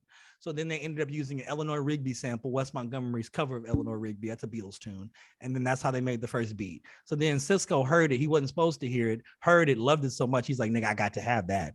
And then Cisco was like, I'm going to hire the guy that played violin on Star Wars to play on this thing. So then he got that on there. And then Cisco said, you know what? This ain't powerful enough. Let me do a modulation. Let me do a key change in there. That's why it goes up. And then that's why it feels more powerful. Cisco said all this. He was that smart. He was that good. Yes. You need to watch the story of how the song was made. How did you learn all this? There is actually a song kind of thing. Yeah, there's actually the song. It's not called Behind the Thong, but it should be. But it should be. No song. No, but it should be. No, it's actually on Vice. Vice does these. It's about 18 minutes long, and it's the story of the thong song. They do the story of how certain songs are made, and they did one for the thong song. And it was quite insightful. I mean, you learned so much that day. And actually, you know, this is a fun fact about the thong song. Do you know who owns the most of that song? Like, who gets the most royalties? Who? Somebody white. No, Desmond Bain, the guy who wrote "Livin' La Vida Loca," because he uses that in the song. Because they never cleared the sample. Wait. Because they never cleared the sample. So he used the original sample from the Beatles? No, but just because he said, because she was living La Vida Loca, because he said that, just with that rhythm, the guy who wrote Living La Vida Loca gets the majority of the royalties to that song. From that one little line? Yes, because that's how it works. Because the thing is that they argued that was just that quintessential to the song. I feel like he could have said anything else and it would have been fine, but whatever. The music What's crazy is I just read that Bad Bunny, one of his biggest songs called Safayeta, it's like multi-platinum, it's huge, makes him millions of dollars a year. Came out like 3 or 4 years ago. He uses a slight interpolation of Get Your Freak On, and apparently Missy Elliott gets 80% of the royalties from that song because he didn't clear that with her either. So she gets like almost $1 million a year off of this song, and she had nothing to do with it. It happens all the time. Yeah. They were not in the studio last week. No, you're absolutely right. Did it happen with Candy and that white boy? Yes. Mm-hmm. Yes. What's the white boy name? Ed. Yeah. Mm-hmm. Yep. And Candy gets so Missy gets 80% and Bad Bunny only gets 20%. Is that what you're saying? Maybe like, he gets 20. But it's like she really gets most of the royalties from that because he did it and didn't clear it. And like I think people just realized what it like that was going on because it was a huge uproar like last week on Twitter. Like it was a huge thing. You really gotta cross your T's and dot your I's in the music industry because you do, man. Because the thing is that not getting those samples cleared is the biggest way to get sued like immediately. Because like especially when and then like you have another record company put behind them. Because and then it depends on who owns the masters. Because does Missy Elliott own her masters? I'm not sure. Well, that's what I'm saying, because the thing is that that's generally who comes after me. It's the record company because they want their money. Wow. Their publishing rights. Yeah, man. That's crazy. But yeah, like I said, Cisco, most passionate song ever sung. Fight Me on the Ain't No Song Ever. My Heart Will Go On. Don't Compare. Forever My Lady. Bullshit. Say Goodbye. Ain't a Thing. Okay. Like when that man hits that note talking about, yeah. Oh my God. Oh, every time I hear it, I'm knocked out. Woo. Woo. I said, I like the way you move that thing, girl. Oh my Lord. I appreciate all these people. I really do. Oh man. Oh, good time. I'm looking at this article that you sent us, Aaron, and this says Missy Elliott said she wants millions in pesos. Not pesos. That's ignorant. That is so ignorant. That's ignorant. That's beyond ignorant, Lord. That does conclude Dying on the Hill. Thank you so much for everybody sharing their viewpoints, and thank you to our guest, Mr. Aaron Randle. We appreciate you, bro. Did you enjoy yourself today? Do you feel heard? Do you feel seen? I feel so heard. I feel so seen. I'm never really given an honest space to talk about my passion that I have for that movie. So I feel fulfilled. I feel happy. I'm happy that we could do that for you. I mean, you are really the brainchild of this, so we should have nobody better to have this discussion with. So much fun. Thank you for having me, for real. Of course. We appreciate that, but we can't let you get out of here without a few hot button questions. We do ask all our guests some questions. Yes, and we don't send you these because nobody knows the questions, only myself. But that's all right. But the first question we do ask everybody here is, can you spell millennial for us? Millennial. Are you looking at that shit? That was impressive. Look at something. I don't trust No. You're looking at some shit. He is looking at something. I've had to write several articles about millennials, so and they used to give me a lot of problems, and I think that's trauma response. Okay, that was impressive. That was impressive. That was very impressive. He said, And then just rattled it off. That was good. Very nice. Because Very nice. I went back to all my time. My editor's like, "What, dude? Spell the damn word right. You have spell check." Like, you are one. You are one. That's That's where we misspelled it. We were actually creating this whole thing. So, No, it was definitely. I won't mention that again because I say it every time. But it's true. It's true. Like, it's funny too, because like literally this is past all our eyes. We all looked at it. We were like, oh yeah, this is good. Yeah. And then I don't know who said it. We were like, is that spelled right? Yeah. I think I asked you, and he was like, yeah, I think so. And they were like, both of us checked. We was like, Oh. no, it's not. And we were really about to like hit, like I think we were creating our Gmail and everything. And like we was about to put this and shit like, out there. Yeah, like we had to change a bunch of stuff around. Shit was crazy. So. Yeah, social media, all that. Yeah. So you may not actually be a real millennial because you can't spell it. Like that was actually impressive. Right, that's like a disqualification for being able to. Oh my goodness. Okay, give us something fun. Give us your top 3 pre-gaming songs. Like you have to have these 3 on in order to know that you're gonna have a good night. Okay. Wow. Like right now, just like all times, like right now, right? All time or right now, whatever feels right to you. Oof. Whatever feels right. It could be from current, from the past, like just Okay. top 3 that make you feel good and have a great night. Shit. All right, right now, Rose Goes Triple Pole by Ken the Man gets the people going. Y'all know about Ken the Man. It's a great song. Okay. What's Your Fantasy by Ludacris? Talk about it. Talk about it. Can you rap the whole song still? Yes, but I'm not doing it right now for y'all. No, we didn't say you had to. Just curious. We're just curious. I don't know. Like right now, get into it. Yeah, I'm a dope by Doja Cat. Okay, yeah, we like Doja. Yeah, I like to play for the crowd, not just myself. So that's one that I think like when I play those 3 songs, everybody in the apartment, because Leslie knows I'm pregame king. Like everybody is going. Everybody gonna move on them 3. So that's what I'll give you. Now, what about think back to Howard? I feel like I know like maybe a couple you might pick top 3 back in your Howard days. I feel like I know like one. Hot button. Okay, Howard. Freaky Girl by Gucci Mane. That was the one I was Oh, you can't go wrong with that. I was hoping you were gonna say Wasted, but I accept Freaky Girl. I do. Yeah, definitely Freaky Girl for sure. Mm-hmm. What year were y'all at Howard? Tristan and I are both 2012 and then Sean was 2014. Okay. I'm gonna say this. Remember Freak Right by Each the Hitmaker?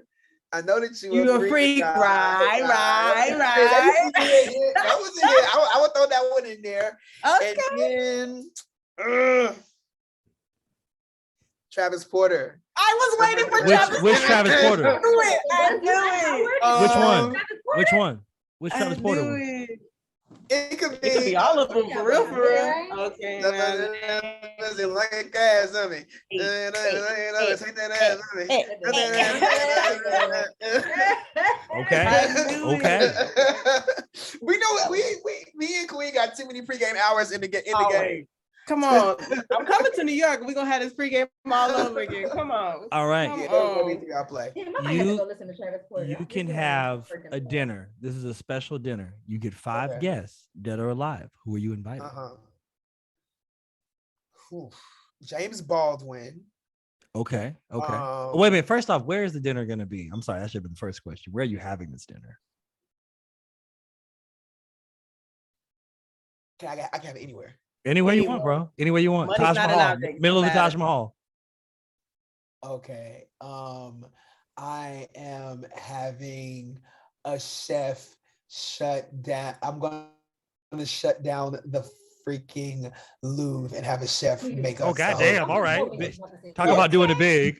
Talk about doing it big. Yeah. I mean, I say anywhere, right? So, okay. So we're in the Louvre. Probably. Ooh, what's okay, yeah, James Baldwin. I would probably invite Prince. I would probably invite. These are solid choices so far. You got 3 more. 3 more. Okay. Said Mr. Baldwin, Mr. Nelson. Harriet Tubman. Harriet Tubman. Yeah. Harriet. Harriet should be there. She would be like, did I get Harriet on Tubman.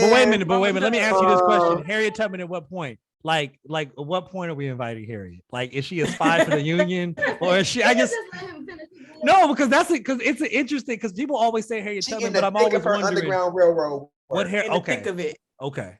In the thick of that. Okay. 2 more. Yeah, 2 more. Cardi B.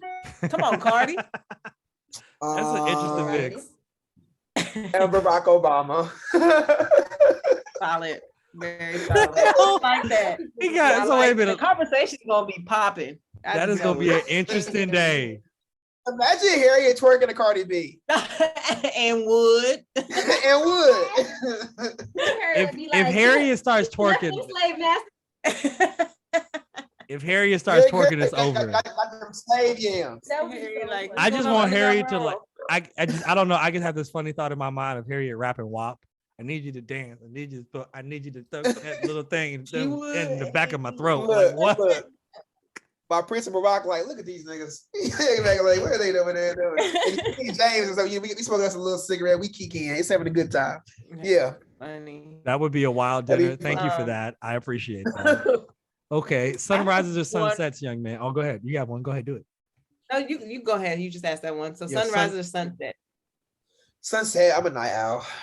Me too. Yeah. I ain't waking up early to see no sun. If I'm still up and out, then that's different. If I'm up to see the sunrise, it's because I was out from the night before. Exactly. Usually. Okay, if you could live anywhere other than where you're from, Kansas City, other than DC, where you went to school, and other than New York, where you currently live, where would it be? Houston, my favorite city. Come on. And I always miss you when you come to Houston. Did you know he was going to say that? So you prompted this question? I mean, I'm not surprised, but I feel like everybody has been telling me they want to like migrate down to Texas, down to Houston, Dallas area. Like so many people have been telling me that. Houston, it's my favorite city, and if I have more for me career-wise there, I'd probably settle down. Yeah. I mean, we'll see what happens in the next few years. I'm telling everybody, come on down. Work from anywhere makes everything possible, I guess, nowadays. But definitely Houston. I love it. Yes. Okay. And for the final question, if you could present your case, your baby boy case to anybody, like maybe like a dignitary or something, or somebody famous, or who would that be? Who would that be? Who would you want to present? Who would you want to let them know and make them understand the significance of baby boy? I feel like if you told Michelle, she'd be with it. She'd be like, "Oh yeah, of course, that's my." I too love baby boy.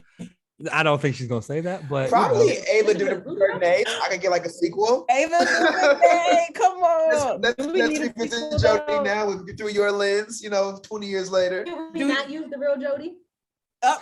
We'll use Jodie's son. Because he'd be about 20 some years old now, like 20. So you don't think nothing? So you think nothing has changed? Yeah. So they haven't progressed in life. They're still in the same space. I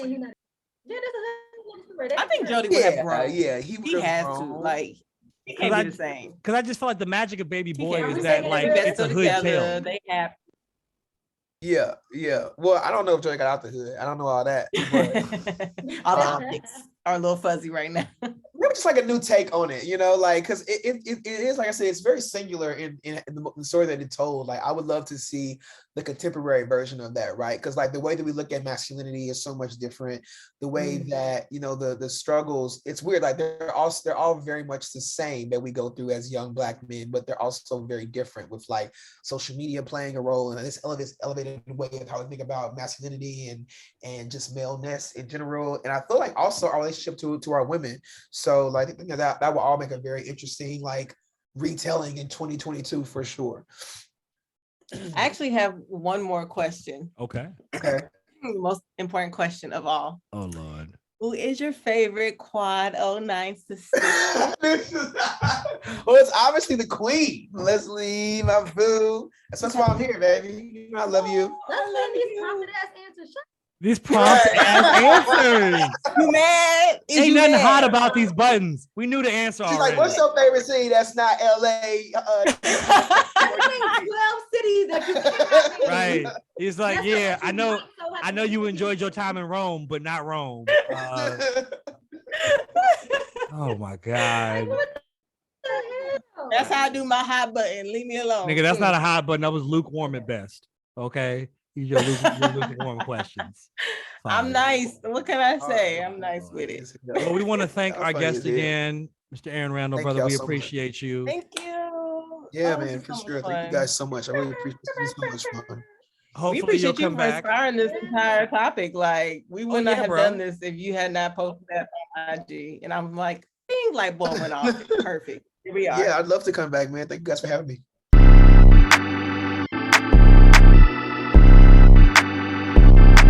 All right, and we back up in the building. But you know what? We're gonna go right outside again because it's time to stretch your legs. It's time to shake your arms. It's time for recess. All right, see, that's a good audio. Right? You see that I audio? can hear that horn. Hear I clearly. can hear that horn. That Jamaican horn. What's up? What's on the you recess heard it. docket? What we got, man? What's up? So first up, we got to talk about music. We don't have to talk about the hottest track out right now. Please don't. I know Really? y'all know what I'm talking about. It's hot the fire. hottest It's hot fire. Now fill me in. Fill me in. Pusha T released a diss track for Arby's. Y'all, I'm sorry. when I say first and foremost, I heard the backstory about this, that Pusha T helped write the McDonald's I'm Loving It jingle. Did y'all know that? Back in the day? I guess their new revamped I'm Loving It, the whole little jingle, Pusha T helped write that. Oh yeah, No, no, I the didn't new know one. Back- I did hear about back the in new the one. day. He was young as fuck. Mm-hmm. Wait a minute, So wait he a helped minute. with that, but he didn't get any royalties or residuals from creating that. So now he was like, "Fuck it, I'm about to be with Arby's, writing a diss track." What? Did he give them a Yes. chance to correct their mistake?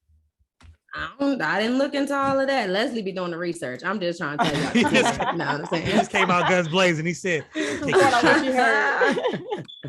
That's So first of funny. all, I'm gonna just read y'all some of these lyrics because I was like, yo, how he make a fire ass? How you gonna read fast them and not food rap diss? them? You gotta rap some of these lyrics. Oh wait, now I feel pressure. And I can't rap them. Let me just skip the whole lyric. Yes, there is part. pressure to do it right. Rap that shit. I don't We know wanna the hear it. beat. I think I would be off beat. I don't even want to embarrass myself. But he said, I'm the whole reason the world love it now. Cause he wrote the I'm loving it. Right. That's where that came from. Now I gotta crush it. Fillet your fish is shit, and you should be disgusted. How dare you sell a square fish asking us to trust it? Half That's slice of cheese, Mickey D's on a budget? Woo! It was crazy. I heard the song I ain't earlier. gonna It's pretty lie. good. The song It is was gonna lie. good. When I was a young buck, I used to chop them fish fillet sandwiches. And You know, that was last year. You ate a damn fish fillet. It was not. You know it was not. during the pandemic. I definitely had watched chicken my father sandwich eat a fish last fillet year. during the pandemic, and I was like, "Dad, you sure you want to eat that?" He said, "This isn't meat. This is chemical, son. It's fine." I was like, "Okay, fair enough." Does that make it better that it's chemicals? Right, and I was not- like- it should be the opposite, right? That's what I was thinking. He said, "It's chemical. It's fine." I'm like, "Oh, okay, all right. I gotta trust it. He's wiser than I, so whatever." No, but the track is fire. It's all over Twitter. It came up on my YouTube earlier. I played a couple of times. I was like, "Well, I'll be damned." Okay. No, visual was fire. I'm like, this is lit. Let me ask y'all this: do you think it's better than crispy chicken? Don't even bring that shit up. Fresh I'm still ashamed of that. I really was so ashamed of Aunt Mary for doing that. I hate that with all my heart. She I was mean, really it on top wasn't of them damn worse. counters singing about that goddamn crispy chicken wrap. That But song went. I it like wasn't- it. Mary, but what's in stop that it. chicken wrap? Stop it. I It was not worse than MC Hammer over here dancing for a fucking piece of popcorn chicken. I don't know if it was worse than that. Oh, Like, I like- forgot about that. because of course you do it, because that was so many, like almost 30 years ago. The nigga in them loud ass suits with the heavy conked hair, and they was over here doing spins and shit. the outfit Yes, alone, see- you really cannot dance for any kind of food, let Catch alone that chicken. chicken. Catch that Chicken. chicken, Need buddy. the coins. You really Need gonna the be that coins. black person dancing for Dancing chicken? for a fucking piece of chicken. Mary my didn't need the God. coins, but MC needed the coins at the time. So we're gonna have to dismiss, what you do. We don't sometimes. know. Maybe Kendu was making her broke. Then we don't know. Maybe she. Well, needed you that right. money. I You mean, right. Snoop She goes across the foresaw what globe was for a about to bag. happen. I saw that nigga in a noodles commercial in Japan. So like, look, I'm just saying, I get it. You got to Not get a the noodles bag. commercial in Japan. Look, I'm not they mad did at it- a noodle. It's something about dancing for chicken. It just don't Yeah, sit that's- right with me. that's though. exactly what it is. Something That's about exactly dancing what for it is. chicken. I can't do it. No, I get that. I understand that Yeah. completely. Informative. Like, I damn, you can't dance for ribs or It's like like a shucking and turkey jiving. sandwich. Yeah. I can't say ribs are nice any better. fruit parfait or something. I don't know. Not a parfait, but do No niggas parfait. eat You want to do a parfaits? parfait? Who eat a parfait? I don't eat no parfait. So I I wouldn't- would for Parfait I hell. wouldn't is- relate to that. It Parfait wouldn't is connect fucking with me. delicious. You know They that be parfait? fucking good, Leslie. You tripping? Now, okay, I will say this: you got to get the right yogurt. If you don't have the right yogurt, I don't like it's yogurt. That's trash. what it is. That's what I'm saying. You got to get the right tasting yogurt because I don't like yogurt. So if I have the right yogurt, the yogurt is 80% of it. So obviously you wouldn't like it if you don't like yogurt. Well, here we are. We figured it out. Back on the music track. Sid and Lucky Day released a new song. First of all, Sid got a new album that's about to release. Yes, she does. And she said she wasn't making no more. She said she wasn't going to do it because they always say they retired. No. Because her specific thing was that she wanted to write music for people. That was why she did the first one as an audition for people to see her songwriting abilities. Well, people weren't really hitting her up for that. They were hitting her up for features. And so now we get the second album. Thank you, Sid. We appreciate it. Thank you. Greatly appreciate it. Because what was the first one? Finn? Yeah. Wasn't that fire? Fucking fire. And I'm ready for some great music by Sid. I already know her and Lucky Day did what needed to be done on that track. She was smooth. Both of them always do. Listen, I haven't heard it yet. It's the 80s. It's a bit of an 80s vibe with some of the sounds they have in there, but it's a smooth track. Like it was funny. I played it for we were actually headed to my lady's one of the people in her cohort's birthday party, and so we were gonna ride out to Jersey. One of her friends picked us up. And the song played. And what's funny is that I told them they could skip the song because it already played. They let the song play like 5 or 6 times. They were like, you know what? It's pleasant listening.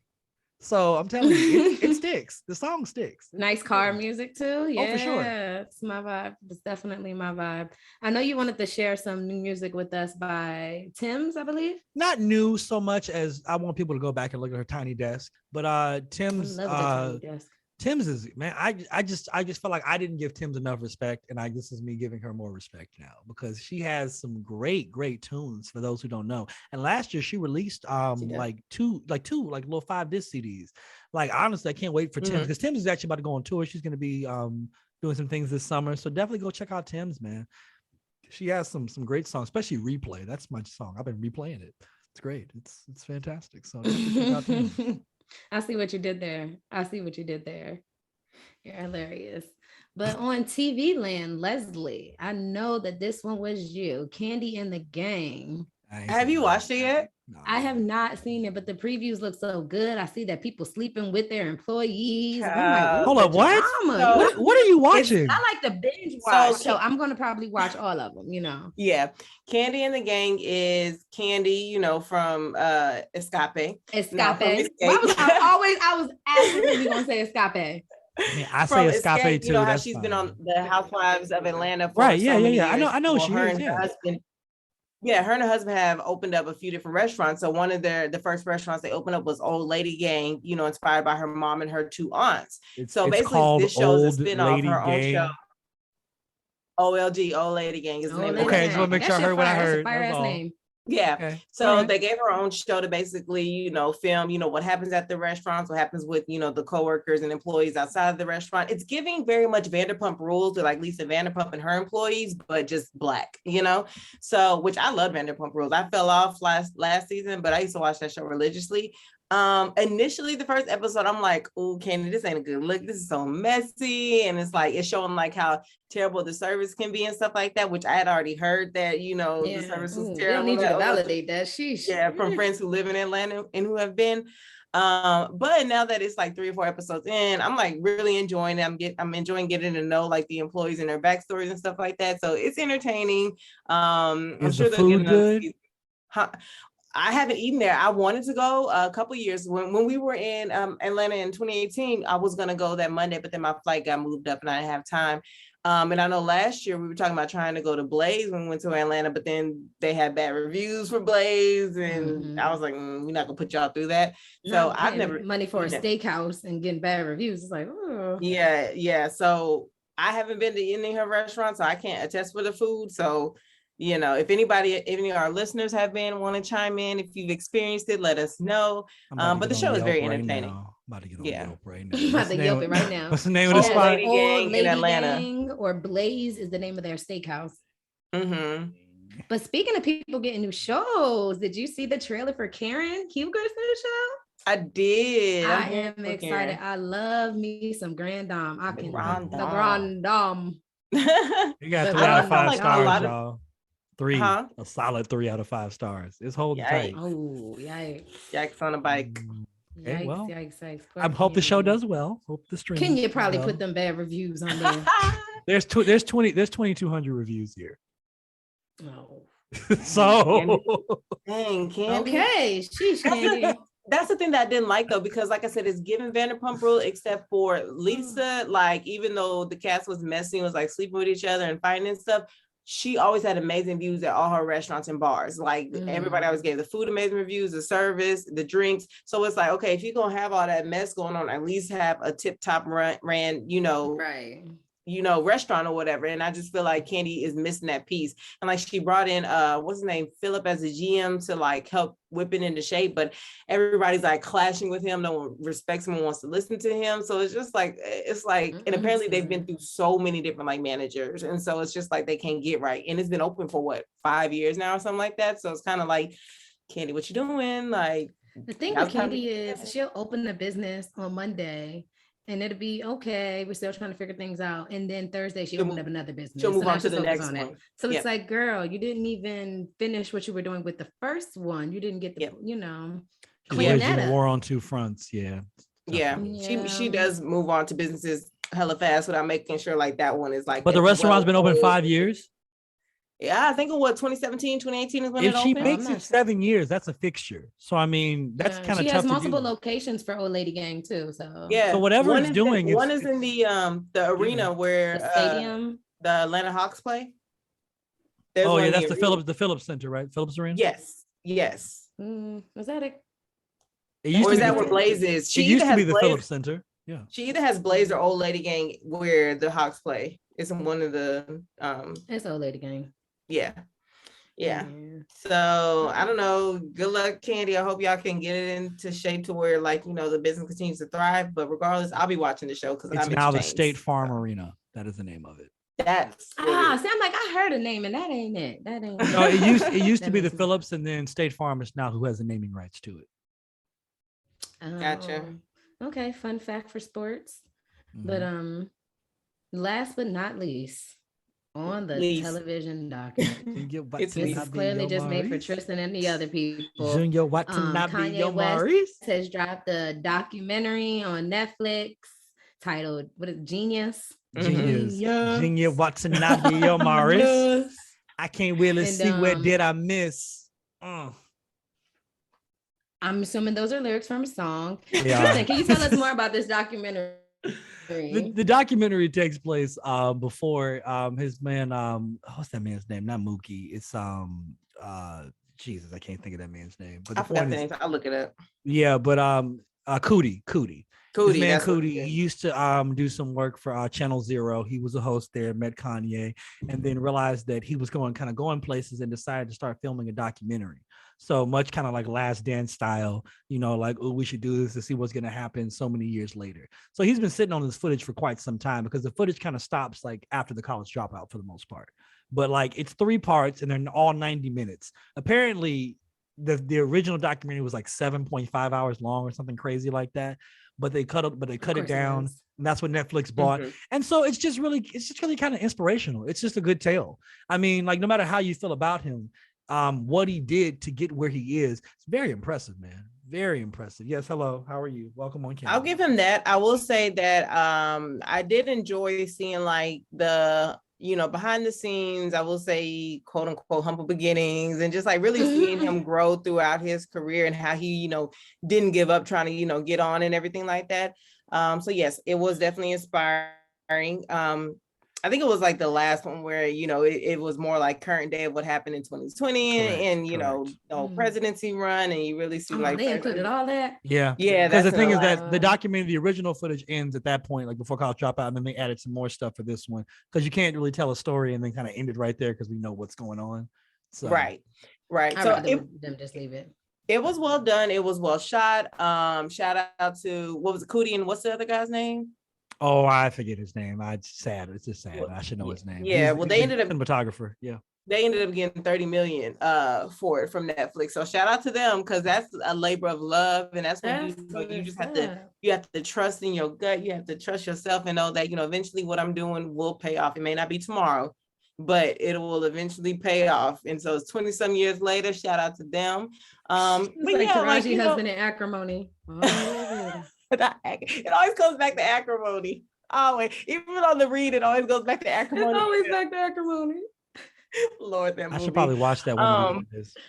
It's terrible, but it's a good terrible. You should watch it. Is it a good terrible? Because I feel like we talk about above the rim being a good terrible. You will walk away asking yourself, how did she get on the boat? You just know you'll ask yourself, how did she get on the boat? And then there's so many questions. Yeah, so many questions. Yeah, we might have to cover that on on our little hiatus. I mean, we could do a bad movie day where we just talk about some of the best, like our favorite bad movies. Because everybody has bad movies that people enjoy. Carmen the Hip Hopper, definitely my top one. Kanye West. You enjoyed the documentary overall, is what you were saying? Yeah, it was great. Overall, I did enjoy it.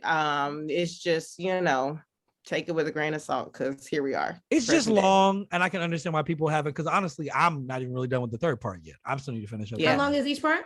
Each part is 90 minutes but long. They released it a week at a time, though. So they released one, then the following week released the second.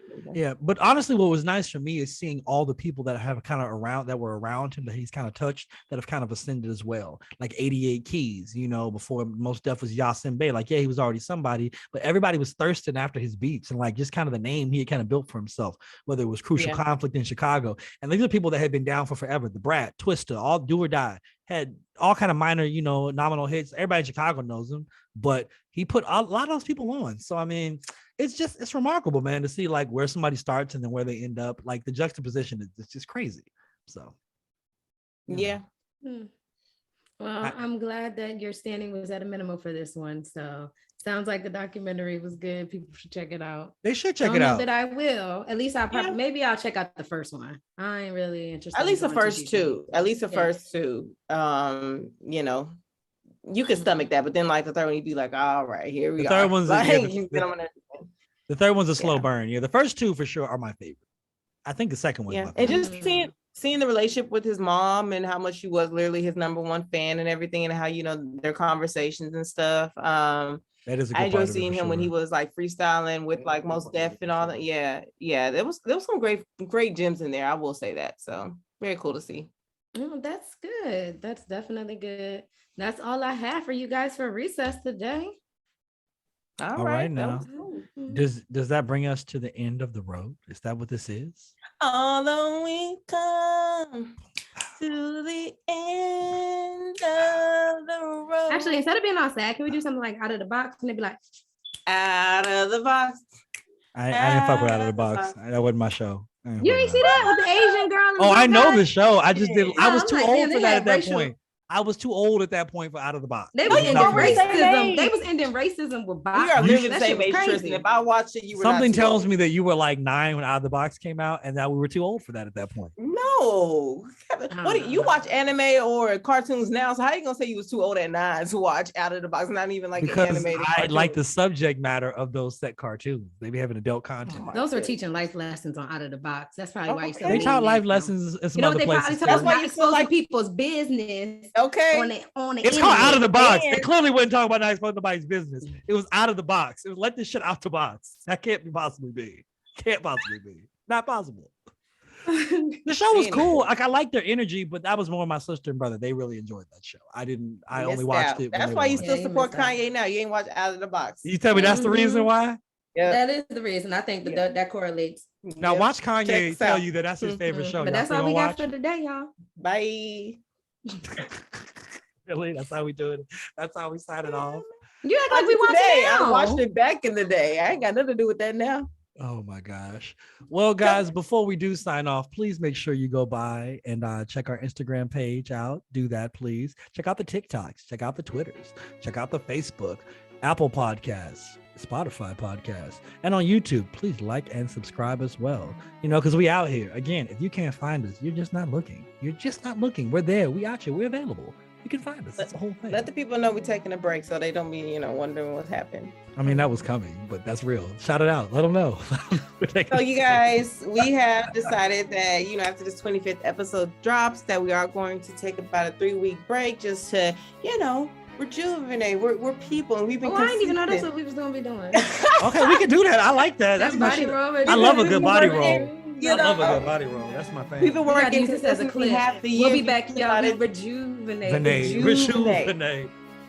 We put in what 25 weeks and it's what 52 weeks in a year, so almost half the year we've been consistent with y'all. So we just need to take a few weeks Back to off. back banger. And actually, there's a couple other episodes I in always there. wanted to So say really, that. there's a few other weeks in there. So exactly, we have bonus episodes. I So don't we've want to been brag or giving y'all nothing. the themes, and so because of that, we just need to step away for a second. You know, rejuvenate, get ourselves together. And Don't do an come back accent. with We're gonna more get hot. canceled, Leslie. You're 25. Don't be doing an accent. Oh my I mean, I don't think that was anybody's accent wasn't that specifically. bad, was I think it was fine.